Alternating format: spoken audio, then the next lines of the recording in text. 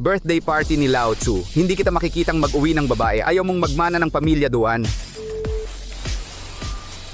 May nakahanap ba?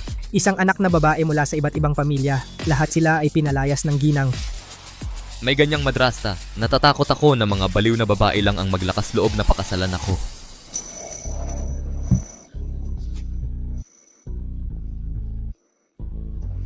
Huwag mo akong hawakan. Huwag mo akong hawakan. Huwag hawakan, huwag hawakan. Ang babaeng ito ay walang awa. Isang mabuting tao na iuuwi. Sigurado akong kaya kong harapin ang aking madrasta. Huwag mo akong hawakan. Kumusta? Sang ospital ka tumakas? Saan tayo pupunta? Wala akong bahay, wala akong bahay. Sumama ka sa akin pa uwi. Paano kung pakasalan mo ako? Meron ka bang pagkain sa bahay? May sapat na tubo. Pwede na ba akong matulog sa kama? Oo naman. Ang kakaibang tanong. Anong nangyari sa kanya?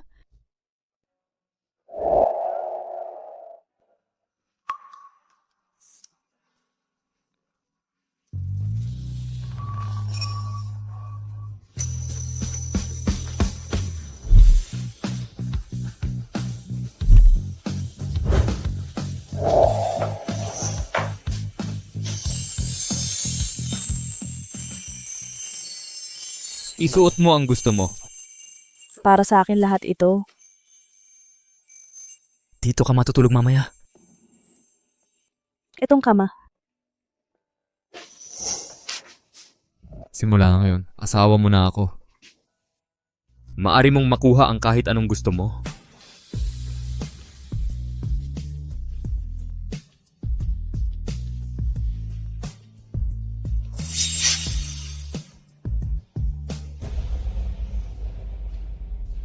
Saan mo natagpuan ang baliw na iyon? Huwag kang magsalita ng masama para sa akin. Ito ang aking asawa.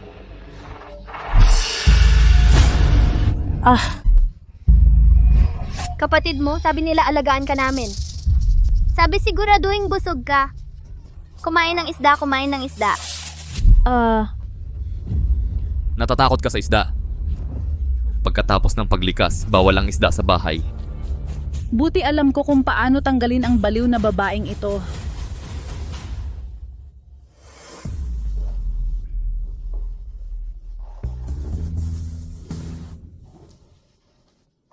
Ito ang dinala mo sa akin? Ano ang problema? Halika at kumain pa ng isda.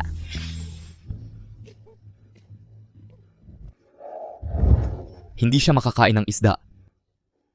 Kaarawan ng tatay mo ngayon, ang pagkain ng isda ay swerte. Ikaw,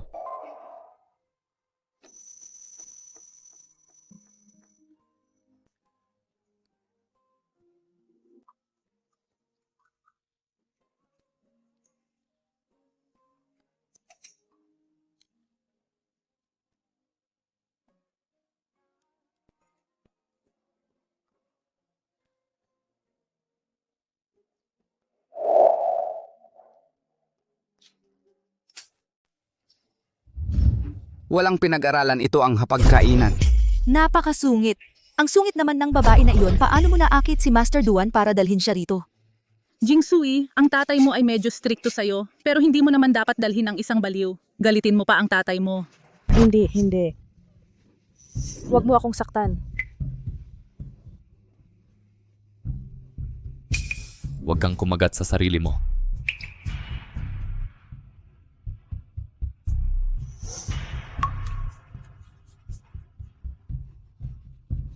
Kalokohan ito. Yun lang ba? Gusto ko pa ring pakasalan ang pamilya Duan. Si Jingsui napakasungit kumakain ng isda dito. Wala ba kayong respeto sa mga nakatatanda? Ang babae ko pwedeng gawin ang gusto niya. Jingsui, gusto ko siyang bigyan ng mukha pero hindi na niya napigilan. Ngayon, nabaliw siya, sinira ang paboritong florera ni Lolo. Diyos, ang florerang iyon ay kay Mr. Duan narinig ko. Hindi mo mabibili sa siyam na digit. Hayaan mong malaman ng matanda, tiyak na magkakasakit siya. At saka florera lang iyon. Kung sumpungin siya, baka manakit pa ng tao. Makinig ka sa akin. Hindi ko papayagan ng isang baliw na magpakasal sa angkan kong Duan. Nakakahiya namang pakasalan ng ganyang babae.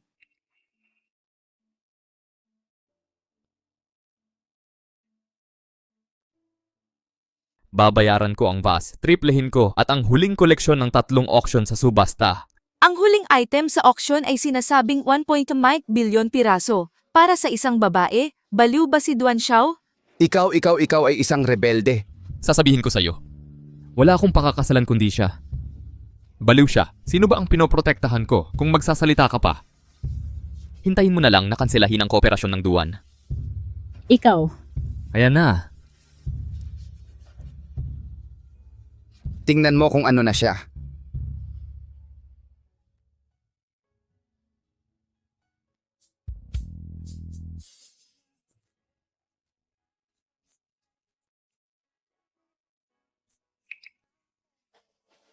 Eto, uminom ka ng tubig.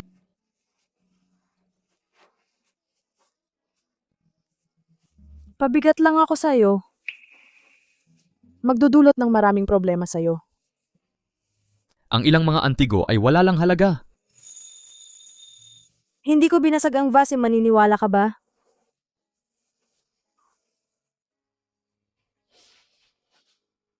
Naniniwala ako sa'yo. Hindi balik kung mabasag mo.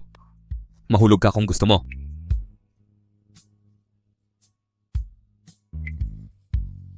Pwede mo itong ilagay. Ipagtatanggol kita.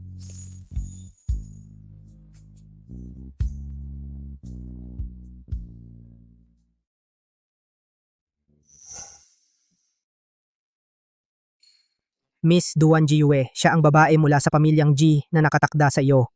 2 taon na ang nakalipas, pinatay niya ang kanyang lola gamit ang sarili niyang mga kamay, ipinadala sa mental hospital.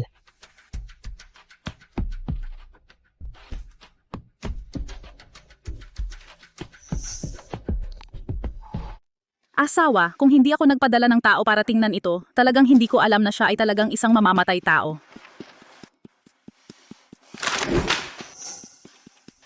Hindi ko kailanman papayagan na pakasalan mo ang isang baliw na babae bukas-bukas. Pumunta ka ng tapat upang makita ang anak na babae ng pamilya Ye. Hindi iyon posible. Wag mong asarin ang asawa ko.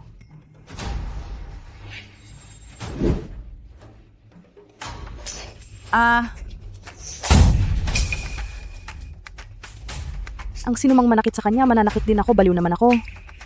Asawa, hindi natin maaalis ang baliw na ito o kaya kalimutan na lang ito ngayon. Sinusubukan mo bang gawing baligtad ang aking pamilya, Duan?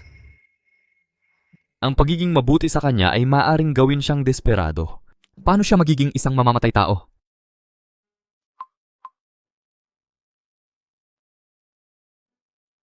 Hoy, tingnan mo ang pagpatay sa asawa. Malaking pamumuhunan sa karagdagang tauhan. Gusto kong malaman ang buong katotohanan. Talaga naman, Duan Xiao, ang laki ng kasalan na ito. Mukhang sobrang mahal ni Duan Xiao ang kanyang fiancé. Sayang, sa simula ang bride ngayong gabi ay dapat na pangalawang babae ng pamilyang Ji. Sayang, kung hindi dahil sa sakit sa pag-iisip ng kanyang kapatid, aling round ang makakakuha sa kanya ng isang adopted na anak? Pinaghirapan itulak si Jiwe sa mental hospital. Sa wakas, napalitan ko siya. Ngayon gusto pala ni Duan Jingsui na magpakasal sa iba, bakit? Ang kapatid na ito ay masyadong suwail. Ang kasal sa pagitan ng dalawang pamilya ay malinaw na napagkasunduan noon pa. Umaasa kami dito.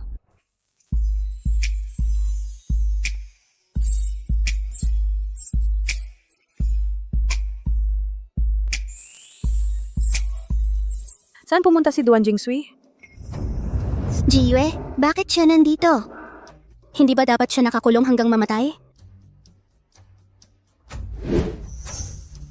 Matagal na tayong hindi nagkita, ate. Paano ka nakatakas bulag ba lahat ng basura sa mental hospital? Ito ang kasal ko, lumabas ka. Ano, kasal mo? Tingnan mo, talagang baliw ka. Pero mas mabuting lumayas ka na ngayon. Panaginip mo. Ikaw ba ang nananaginip? Hindi para sa iyo ang posisyon ni Mrs. Duan. Maniwala ka o hindi, susigaw ako. Babalik ka sa mental hospital ngayon din?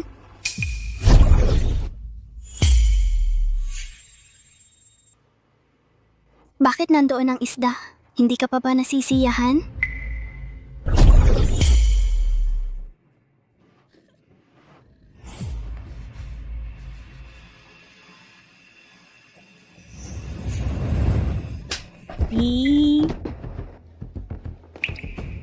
Anong ginagawa mo dito? Nanay at tatay. Nakikita ko ang ate ko dito. Tinanong ko siya kung kailan siya dumating.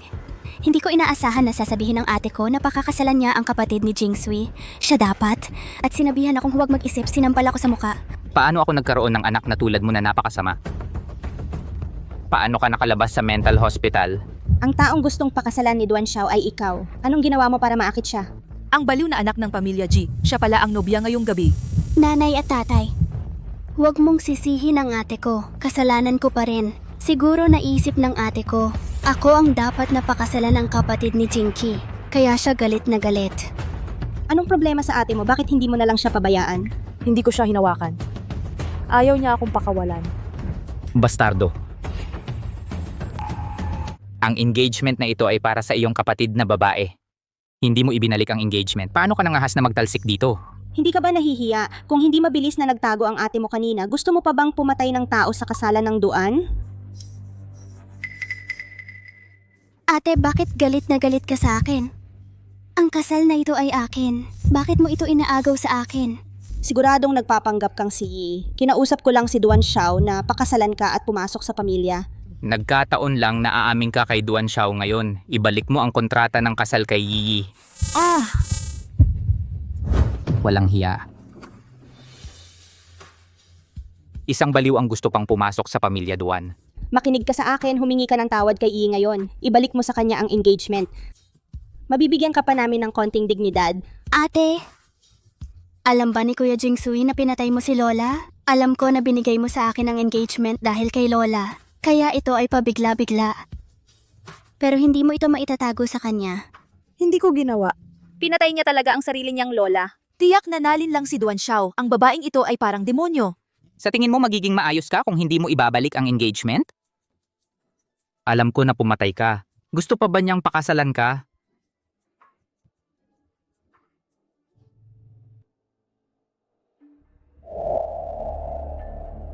Ginong Duan.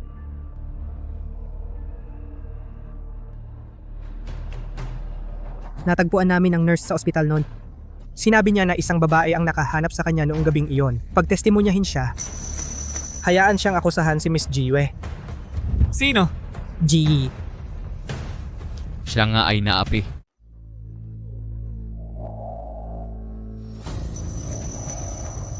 Ate, huwag kang umiyak.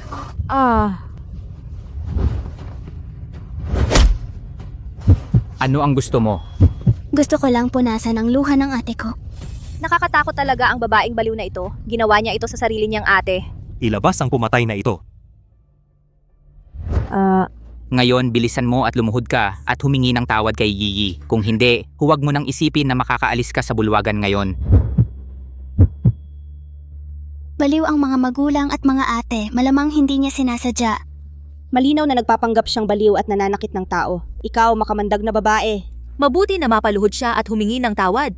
Humingi ng tawad, humingi ng tawad, humingi ng tawad, humingi ng tawad, lumuhod at humingi ng tawad, lumuhod at humingi ng tawad.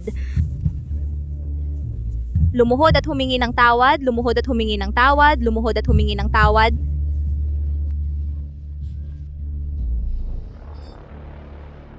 Masamang Ginoong Duan, si Miss Jiwe ay binubuli sa bulwagan ng salo-salo. Ano? Dali! Anong nangyayari? Tito Duan, siya ang pumatay sa lola ko, yung kapatid na babae na ipinadala sa mental hospital. Ano, pumatay talaga siya? Masamang G Duan kakapos lang ng video na ito online. Bumagsak na ang stock ng Duan. Ano? Dali-dali, may mag-alis sa kanya, hayaan ang baliw na babaeng ito na sirain ang reputasyon ng pamilya Duan. Akala niya binigyan ako ng lola ko ng engagement tapos nagalit siya at pinatay si lola. Halika. Kaladkarin niyo ang baliw na babaeng ito pabalik sa mental hospital para sa akin. Kasal ngayon. Palitan ng Yishang. Hindi. Yi, magpalit ka na ng wedding dress.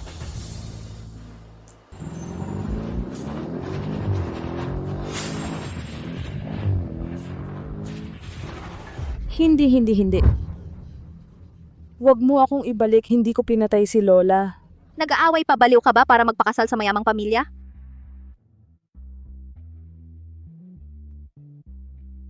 Ang posisyon ni Mrs. Duan ay akin, makikilala mo ang matanda sa ilalim ng lupa. Ikaw pala. Ikaw ang nagbabayad ng medical bills para sa matandang iyon. Kailangan mong magtrabaho ng maraming trabaho. Tinutulungan ba kita sa pagpatay sa kanya? Maaga kang namatay sa mental hospital, magsasama rin kayo sa lalong madaling panahon. Aha, bitawan mo ako. Tigil.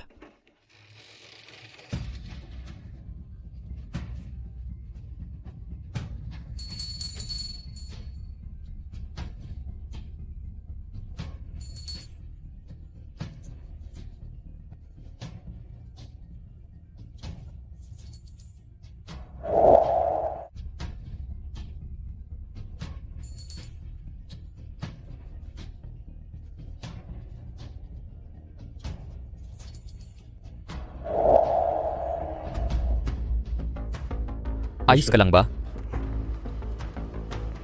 Sino ang nagbigay sa'yo ng lakas ng loob na hawakan ng asawa ko? Ang asawa mo ay isang mamamatay tao. May nakakita ba sa inyo? Tumahimik ka kung walang ebidensya? Gusto mo talagang hiyain ang pamilya Duan para sa kanya? Uulitin ko. Wala siyang pinatay. Kailan ba ang Jingsui Du? Pinoprotektahan mo pa rin siya? Muntik na niyang sakalin ang kanyang kapatid. Oo, Jiduan, huwag kang magpalinlang. Kuya Jingsui, alam mo ba na pinatay ng kapatid ko si Lola noon? May malubha siyang problema sa pag-iisip. Sino ang nagpahintulot sa iyong magsalita? Anong ugali yan? Itinuturing mo pa ba akong ama mo? Tito Duan, pasensya na, kasalanan ko lahat. Gusto ko lang sabihin kay Kuya Jingsui ang totoo. Hindi ko dapat sinabi sa'yo ito. Sobra lang akong nag-aalala sa'yo. Pero sa tingin ko, ibalik muna ang kapatid ko sa mental hospital. Iyon ay para sa ikabubuti ng lahat. Sobra lang ang pag-aalala ko sa'yo. Pero sa tingin ko pa rin, ibalik muna natin ang kapatid ko sa mental hospital. Ito ay makabubuti para sa lahat.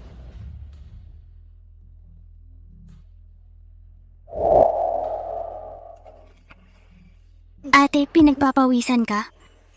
Papahiran kita.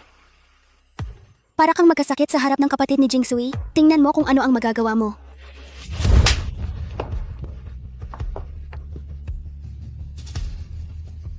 Tapos na ba ang babaeng ito? Oras na para makita siya ng malinaw. Masakit ba ang kamay mo? Huwag mong gawin ito ng mag-isa.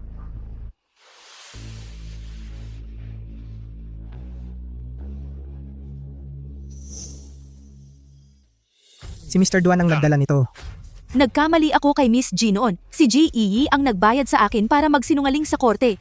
Gusto mo bang sabihin ko na si Miss Ji Yue ay pumatay ng tao? Hindi yun totoo. Nagkasala ako kay Miss G noon. Si Ji Yi ang nagbayad sa akin para magperhuwisyo. Kung gusto ninyong sabihin ko na si Miss Ji Yue ang pumatay. Hindi totoo yan. Ate, alam kong hindi mo sinasadya. Kung gayon, hindi mo rin pwedeng isisi sa akin ang pagkamatay ni Lola? Iligal ang sumuhol ng mga testigo. Si Ji Yue ay napakalupit. Ang lalaking nagnakaw ng iyong kapatid na babae, kaya mo pang gumawa ng bagay tulad ng pag-frame. Anong ibig mong sabihin? Nagsisinungaling ako. Duan Xiao? Paano namin mga hasabihin yan? Mr. Duan, biktima ka rin. Lahat ito ay dinaya ng baliw na babaeng ito. Oo, Jingsui, kuya, mas mabuting lumayo ka sa iyong kapatid. Ang kanyang sakit ay maaaring makasakit sa iyo anumang oras.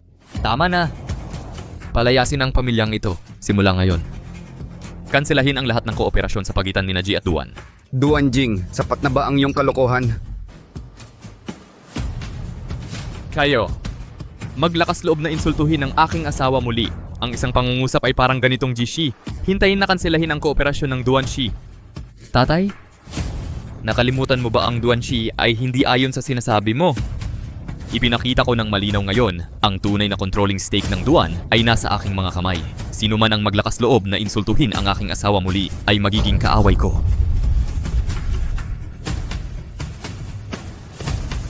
Pakawalan. Kung hindi ipapadala ng aking mga magulang ang aking kapatid sa mental hospital, tiyak na magpapatuloy siya sa harap ni Kuya Jingsui Manira sa amin.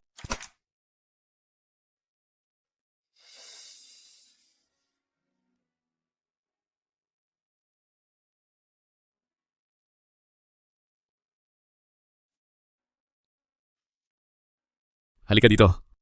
Kung basa ang buhok mo, magkakasipon ka.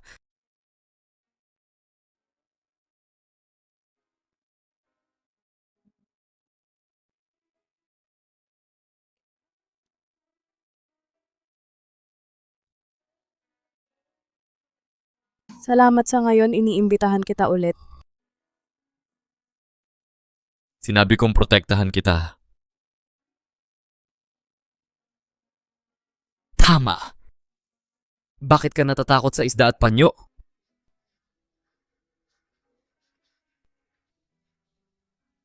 Hindi. Hindi. Huwag kang matakot, nagtatanong lang ako para tulungan ka. Oo. Walang mananakit sa'yo dito. Ayaw mong sabihin, huwag mong alalahanin.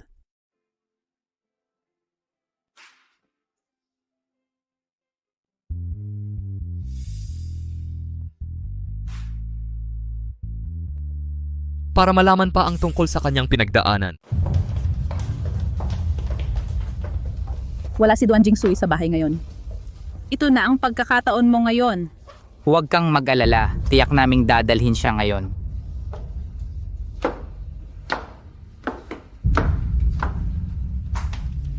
Sumama ka sa amin pabalik sa ospital. Umatras ka. Kami ang legal mong tagapag-alaga. Kailangan mong sumama sa amin. Hindi ako may sakit. Ate, hindi mo yan masasabi. Halika.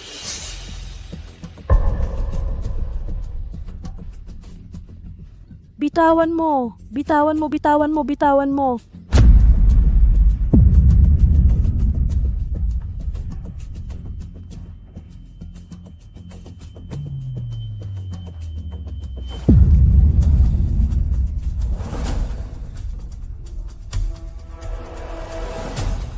Palayasin siya. Ang kasal ni na Jingsui at Yi maaari ring ayusin. Alisin mo yan.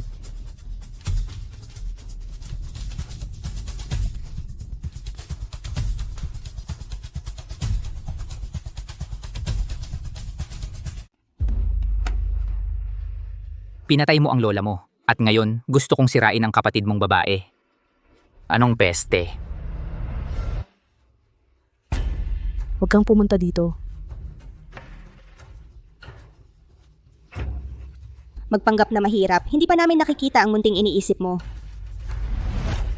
Giyue, tagal na kitang hindi nakita. Umalis ka, huwag kang lumapit, lumayas ka. Buwan ng panahon. Pinapayapa mo ako. Mula ngayon, mananatili ka rito para sa akin. Ayaw mong pumunta kahit saan. Kung mamatay ako, hindi ka pakakawalan ng mga multo. Ate, ihahatid ka namin pabalik sa ospital. Para sa ikabubuti mo ba yon? Buwan ng panahon. Ginawa namin ang lahat para hindi ka maipadala sa kulungan. Tara na.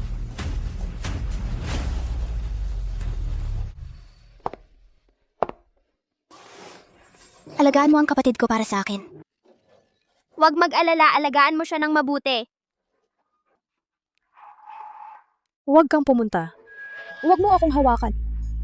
Manatiling ligtas. Miss, narinig ko na muntikan ka ng pakasalan si President Duan. Bobo. Bakit hindi ka nagsasalita? Huwag pansinin ng mga tao.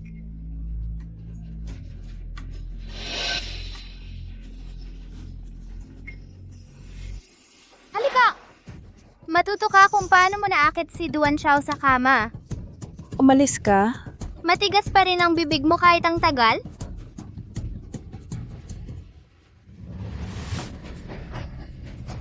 Saka tingnan natin kung matigas ang salamin o ang bibig mo.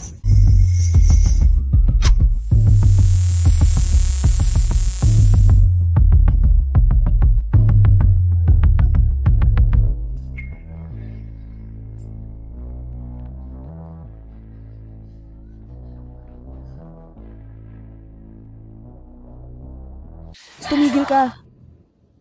Giyue, ano ang ginagawa mo rito sa labas? Alis na ako rito. Ano yan sa kamay mo? Ano ang ginawa mo sa dalawang taong iyon?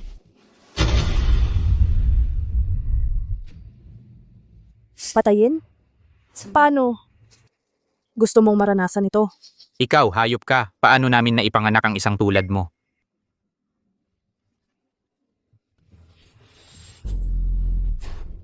Ano man, tinawag mo na akong mamamatay tao.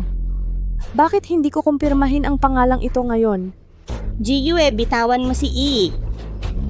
O pakawalan mo ako. O mamamatay akong kasama siya, nakapaan na rin ako, hindi takot magsuot ng sapatos. Ganun pa man, minarkahan mo na ako bilang mamamatay tao. Bakit hindi ko kumpirmahin ang pangalan na ito ngayon? Season month bitawan si E. O bitawan mo ako. O mamatay kasama siya, ganun pa man, nakayapak ako at hindi takot magsuot ng sapatos. Huwag gumalaw. Yue, kumalma ka, bitawan mo si Yi, ipinapangako namin sa iyo, palalabasin ka. Tawagan mo ako ng sasakyan na alis ako, bitawan mo na siya. Paano ka naging napakasama? Ako ay masama, alam mo ba gusto ni Ji na mamatay ako dito? Hindi. Seisonmont, hindi mo ba gustong lumabas ng ospital at mabuhay ng maayos? Huwag mong kalimutan, ninakaw mo ang engagement ng kapatid mo. Si Duan Jingsui ay hindi magkakagusto sa'yo, isang mamamatay tao. Baliw ka na. Pinoprotektahan kita. Duan Jingsui, pupunta ka ba at sasagipin ako?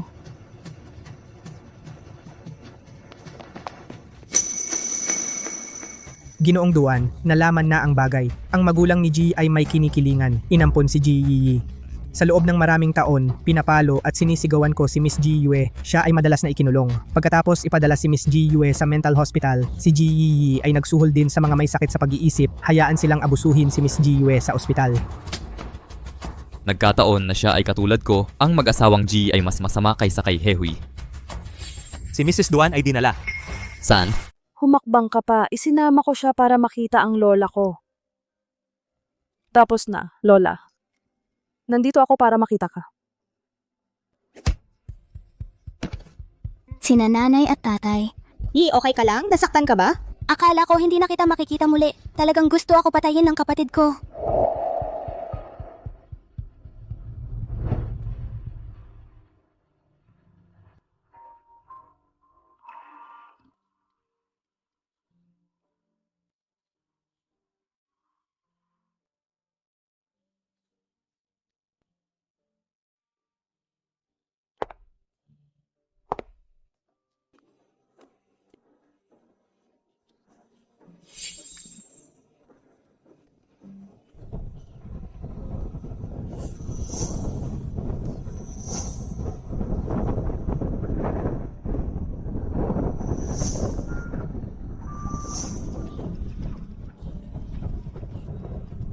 Mas mabuti nang tumalon kaysa mamatay sa ward.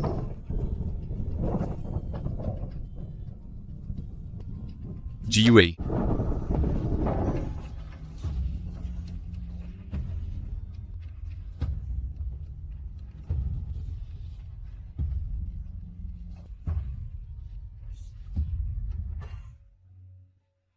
Okay ka lang ba? Sino ang nagbigay sa'yo ng lakas ng loob na hawakan siya? Mr. Duan, una niyang pinatay ang kanyang lola para manakaw ang engagement. Ngayon gusto niyang patayin ang kanyang kapatid na babae. Hindi ka dapat malinlang sa kanya. Maaga o huli, sasaktan kanya ng ganito. Oo, Jingsui. Jingsui, gusto lang naming bumalik sa normal ang kapatid ko. Hindi ko inaasahan na papatayin niya ako. Mapatay. Malinaw na ikaw ang unang nagsimula ng pagpatay.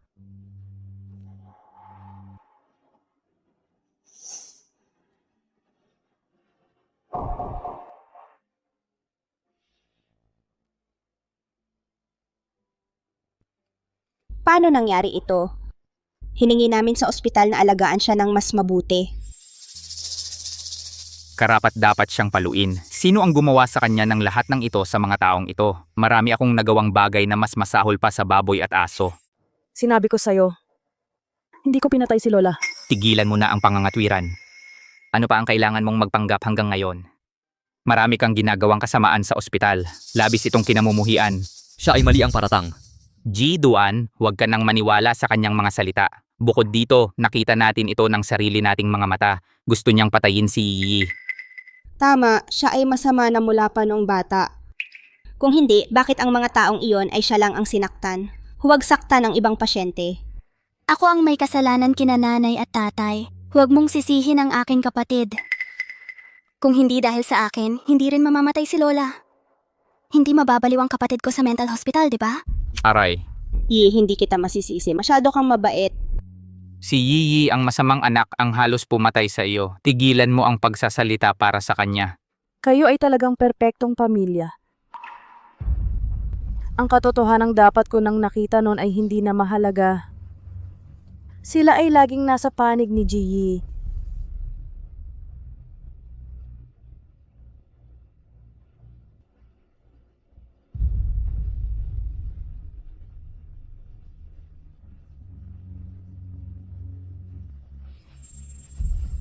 Huwag mo akong hayaang makita ka muli. Kung hindi ikaw ang mananagot sa mga kahihinatnan.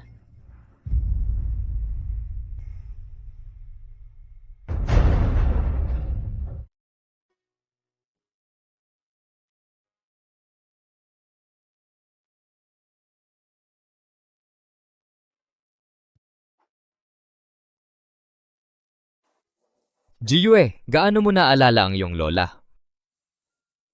Hindi ko talaga pinatay ang lola. Naiintindihan ko.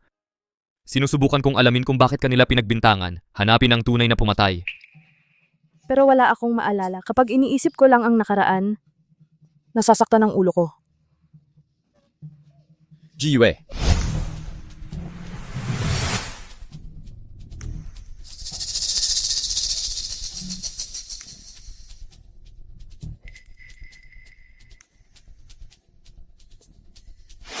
Wala, lola. Jiyue. Kung hindi mo maalala, ayaw mo talaga. Huwag mong pilitin ang sarili mo. Dumating na si Dr. Duan. Ano ang magagawa ng doktor para gumaan ang pakiramdam niya? Mr. Duan, maaari mong subukan na hayaan ang iyong asawa na magpinta. Maraming iniisip ang ginang. Ang pagpipinta ay maaaring makatulong sa kanya na mailabas ang kanyang emosyon. Lumabas sa anino mawala ang pinakamalaking sakit sa kanyang puso.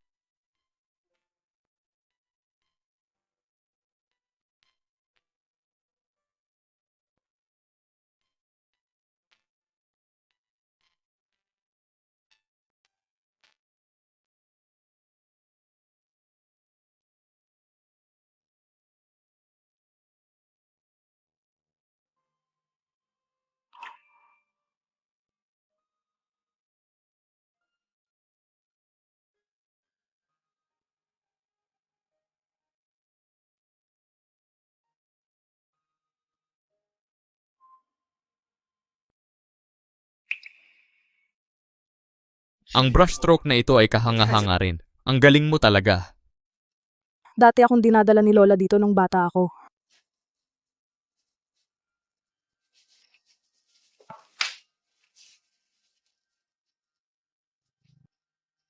Napakaganda. Mayamang mga patong, ang mga kulay ay matapang at maselan. Paano mo ito iginuhit? Ito ang pinakakahanga-hangang painting na nakita ko. Ito ang mga alaala na naaalala ko pa tungkol kay lola.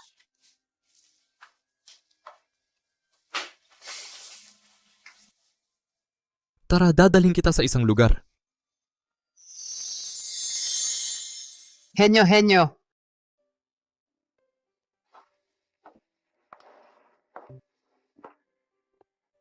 Bakit nandito sila? Kung makakasali si Mrs. Duan sa art exhibition na ito, talagang magiging sensation sa buong industriya. Ang unang pwesto ay tiyak na sa binibini. Sige, kasali na kami. Kung sakaling ikaw talaga ang maging binibining ito, hindi ba siya ang nagpasya?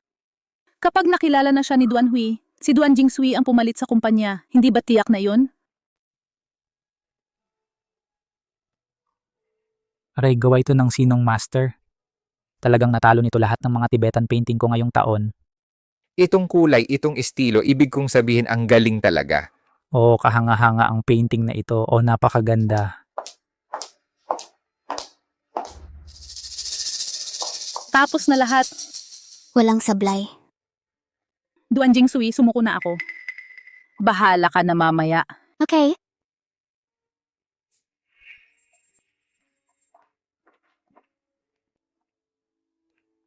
Ang galing ng Yiyi natin. Tiyak na mananalo ako ng gintong medalya ngayon. Maligayang pagdating sa exhibition ngayon. Nais kong ipahayag na sa daang painting sa eksibisyong ito, ang nagwagi ng gintong medalya ay Xiangyang. Ayun na yata, hahaha, oops, gusto ko talagang malaman kung kaninong sulat kamay ito. Ngayon, narito ang may akda ng Xiangyang. Lola, iginuhit ko ang paborito mong sunflower. Kung makikita mo, magsasaya ka ba para sa akin? Chiki.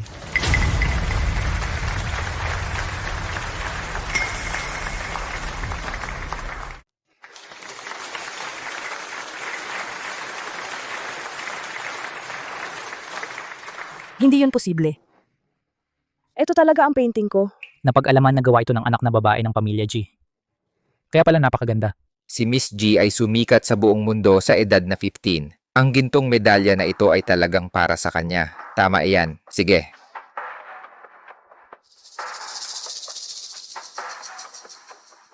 Ikinagagalak kong matanggap ang tropeyo na ito. Salamat sa inyong pag-aproba. Ang painting na ito ay hango sa alaala ko at ng aking lola. Mahal na mahal ko ang aking lola. Ang sunflower ang paboritong bulaklak ng aking lola. Noong bata ako, dinadala niya ako sa sunflower field para maglaro. Kahit wala na siya. Pero lagi ko siyang namimiss. Kaya pala ang painting na ito ay may pinong emosyon. Narinig ko, ang kanyang lola ay nag-iisip tungkol sa kanyang kapatid na may sakit sa pag-iisip. Naku, nakakaawa naman. Naku, Nagsisinungaling siya. Akin ang painting na yan. Jiyue, bakit ka nandito? kaya pala ang painting na ito ay may maselang damdamin. Narinig ko, ang lola niya, pinatay ng kanyang kapatid na may sakit sa pag-iisip. Naku, sayang naman. Naku, kawa-awa. Siya ang nagsisinungaling. Akin ang painting na ito. Jiyue, bakit ka nandito? Ate, may sakit ka na naman. Ito ay halatang gawa ko. Jiyue, bakit mo sinisiraan ang kapatid mo? Hindi, ninakaw niya ang mga painting ko. Yun ang drawing ko ng mga sunflower. Bakit nandito ang baliw na si G? Parang totoo nga nasira ang isip niya. Sabi niya kanya raw ang painting, baliw siya. Ikaw ang nagsinungaling, di ba? Si Miss G Yiyi ay isang mahusay na pintor. Ate, alam kong may konsensya ka sa pagkamatay ni Lola. Alam ko rin na galit ka sa akin. Pero hindi mo pwedeng nakawin ang mga alaala namin ni Lola, di ba? G.E., wala kang kahihiyan. Iyon ay mga alaala ko at ng lola ko, hindi yo. Ate, nalilito ka na naman ba sa isip? Ano ba yung kalokohang sinasabi mo? Kahit na mahal ako ni Lola. Hindi ka rin dapat magsalita ng kung ano-ano. Tama na. Jiyue, hindi ito ang lugar para mabaliw ka. Hindi ako nagsisinungaling. Ninakaw niya ang mga pintura ko. Pinatay mo ang lola mo, inagaw mo ang kasintahan ng ate ko. Ngayon gusto mo pa agawin ang trabaho ng ate mo. Pasensya na, pasensya na. 9 na buwan kang dinala, bakit ikaw ay naging masamang babae? Naku, talagang malas ang pamilyang G. Nagkaanak ng ganyang kasamang babae. Patay na ang sariling lola at ate niya. Humingi ka ng tawad sa ate mo. Siya dapat humingi ng tawad. Ano bang kasalanan ko para galit na galit ka sa akin? Manakit at manira ng tao sa publiko, dapat lumuhod at humingi ng tawad ang baliw na ito. Kung hindi siya luluhod at aamin, wag na siyang umalis sa gallery na ito. G, dahil sinabi mong ikaw ang gumuhit, makikipagpaligsahan ka ba sa akin dito? Patunayan mong kaya mo itong iguhit. Paano makikipag-usap ang baliw kay Miss Yiyi? Baliw lang, sinuntok niya ang sarili niya. G, matapang ka ba?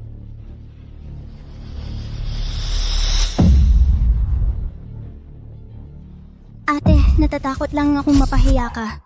Tama nga, kumagat sa pain. Anong gagawin mo?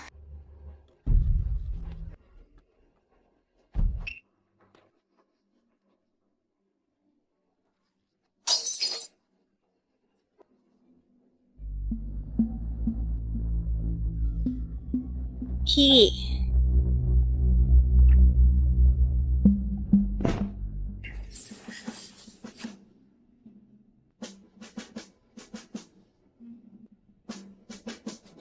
Baliw ka. Ito ang kamay ng ate mo sa pagguhit. Ate, kaya kitang bigyan ng kahit anong gusto mo. Pero bakit mo sinira ang kamay ko? Malinaw naman ikaw ang nagmungkahi ng duhua. Akala ko siya ay isang pintura, pero si Miss Yiyi ay gagamit ng ganitong karumal-dumal na paraan para humanap ng dahilan para umatras.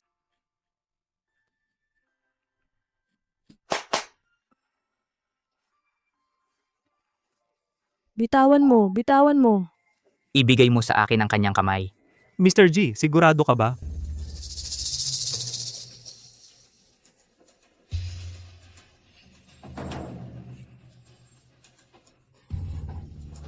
Lilinisin kita ngayon, baliw ka. Tigil?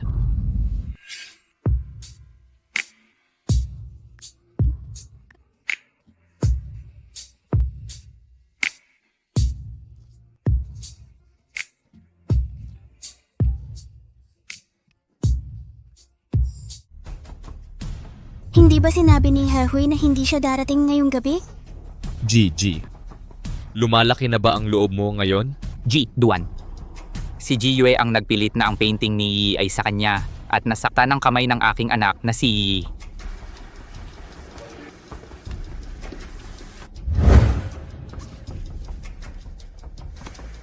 Ang painting na ito ay pag-aari ng aking asawa. Nakita ko mismo ang kanyang mga painting. Ang abbreviation sa itaas. Ako rin ang nagdagdag nito ng mano-mano. Ano, talagang painting niya ito. Hindi ko inaasahan ang sinungaling ay si Miss Ji pala. Hindi totoo yan. Inaangkin mo ang gawa ng iba para sa sarili mo. Nakakahiya ka, lumabas ka sa mundo ng pagpipinta. Hindi.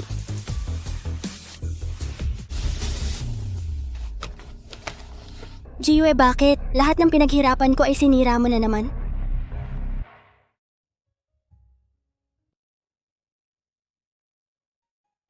Madam, kasalanan namin ngayon. Nagpasya kaming magbukas ng isa pang personal na exhibition para sa'yo. Pasensya na sa'yo. Okay lang ba sa'yo?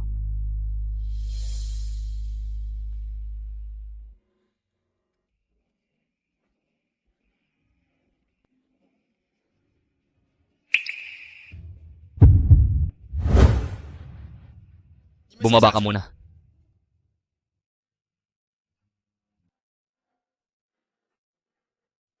Duan Jingsui. Mukhang hindi na ako natatakot sa mga panyo. Wala na ang sakit ng ulo. Kumusta?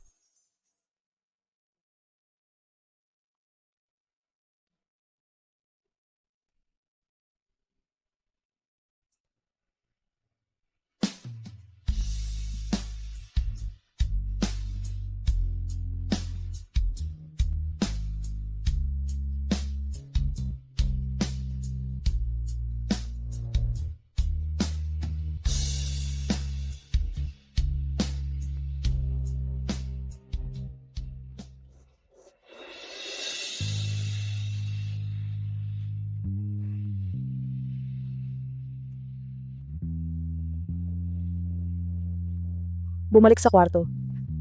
May tao sa bahay. Maliit na baliw, natatakot ka pa ba?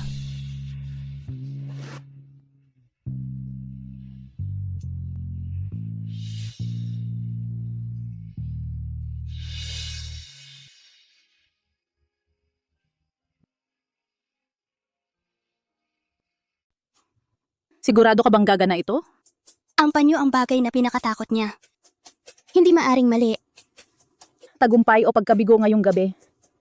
Sa pagkakataong ito, tiyak na sisirain ko ang kanyang reputasyon. Umalis ka sa pamilyang Duan.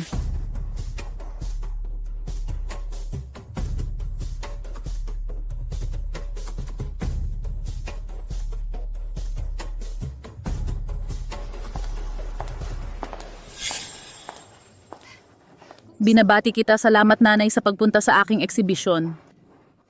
Nagmamadali, wala akong oras para maghanda ng regalo para sa'yo. Ito para sa'yo.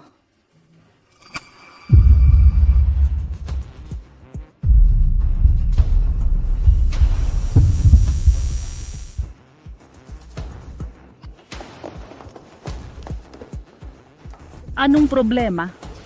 Uminom ka ng tubig ng dahan-dahan.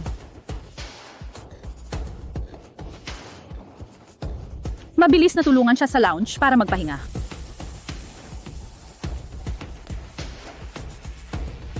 Dahil gusto mong maglaro, Sasamahan kita hanggang dulo.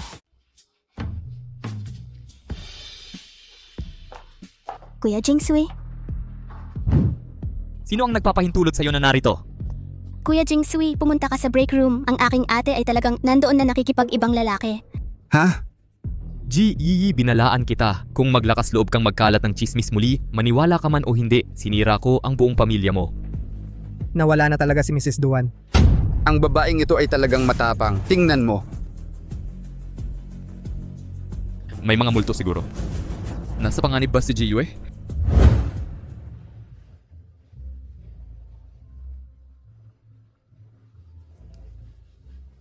Nanay at tatay, pumunta kayo sa gallery. May malaking nangyari.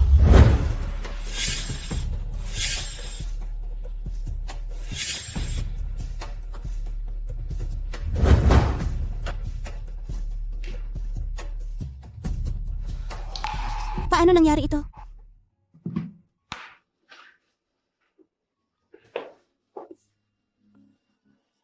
Binubuli ka niya dati. Ipaghihiganti kita ngayon. Asawa.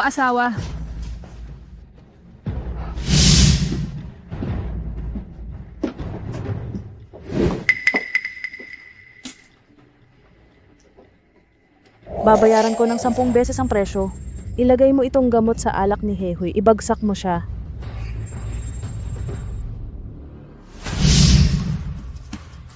Asawa ito. Iniset up mo ako. Paano nangyari ito? Nagpapakabaliw ba si Jiyue?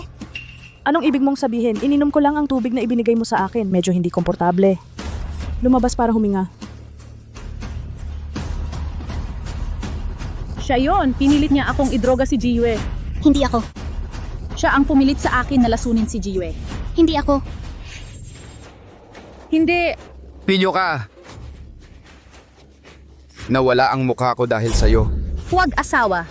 Umalis ka dito. Huwag asawa. Hayaan mo akong magpaliwanag. Paano nangyari?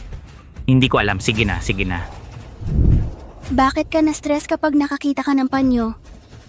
Paano mo nalaman na hindi ako makatingin sa panyo? Ako. Paano namatay si Lola?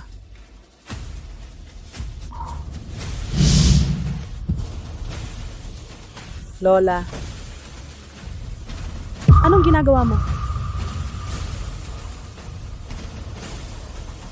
Lola.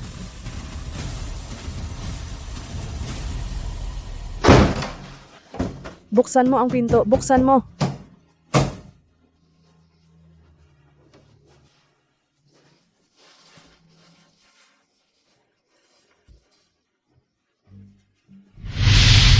Pinatay mo si Lola. Hindi. Paano ka ma-stress sa pagkakita ng panyo? Paano mo alam na hindi ko matingnan ang panyo? Ako. Paano namatay si Lola? Pinatay mo si Lola. Ano ang ikinababaliw mo? Ikaw.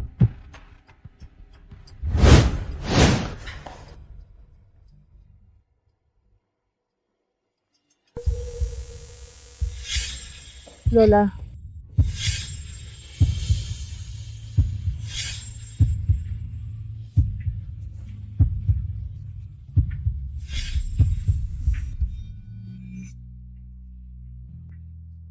Naalala ko lahat.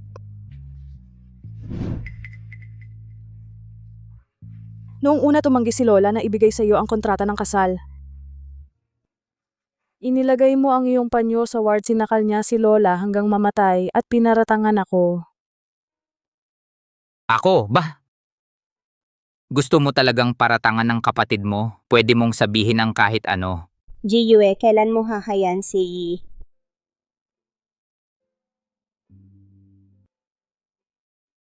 Bakit mo siya masyadong pinaniniwalaan? Malinaw naman, ako ang tunay mong anak. Mula noong bata ka, lagi mo nang pinapahirapan ng kapatid mo. Lagi siyang nagsasalita para sa'yo. Isang mabangis na baliw na tulad mo, hindi ka karapat-dapat na manatili sa aming pamilya, G. At si Yi ay napakabait na babae.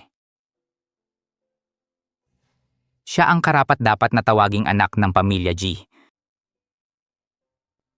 Ate, Bakit hindi mo ako bitawan? Tinatanong ko ang sarili ko, wala akong ginawang masama sa iyo? Ginoong Duan, narecover na ang ebidensya.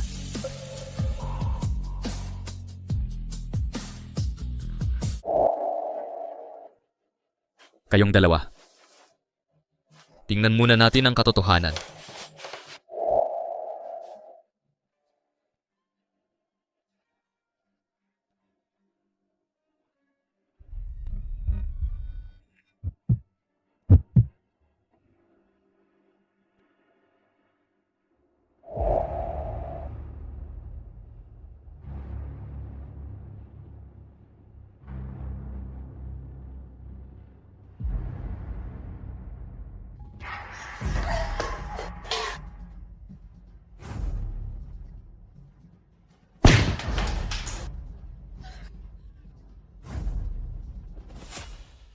Sisirain siya. Kung hindi dahil sa patay na matandang babae, ayaw niyang ibigay sa akin ang kanyang engagement.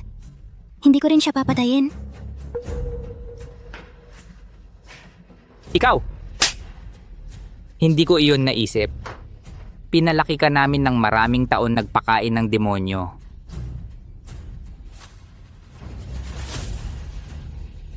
Karapat-dapat. Karapat-dapat. Bakit ipinanganak si Jiyue? Maaari mong makuha ang lahat. At ako'y mapagpakumbabang humihingi ng iyong awa.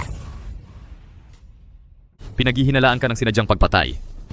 Hintayin mong maubos ang ilalim ng bilangguan.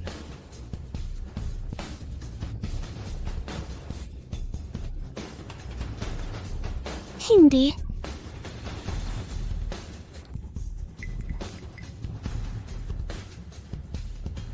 Sige na. Yue. Nagkamali sina nanay at tatay. Yue, nagkamali kami. Nakikiusap ako na bigyan mo kami ng isa pang pagkakataon. Hayaan mo kaming magbayad sa iyo ni nanay at tatay. Basta't masaya ka. Maaari naming ibigay sa iyo ang kahit ano.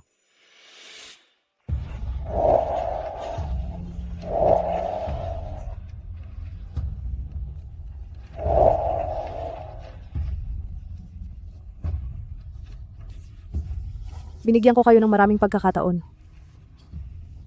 Pero hindi ninyo ako naniwala. Kayo ang lubos na nagpabaya sa akin. Ilang beses kong naisip na magbibigay kayo ng kaunting tiwala sa akin. Bigyan ako ng kaunting pagmamahal. Pero ang natanggap ko ay pagsasakit at kahihiyan lamang palagi. Yue, alam ni tatay na mali siya. Ngayon ang tanging hiling ko, ayoko na lang kayong makita muli.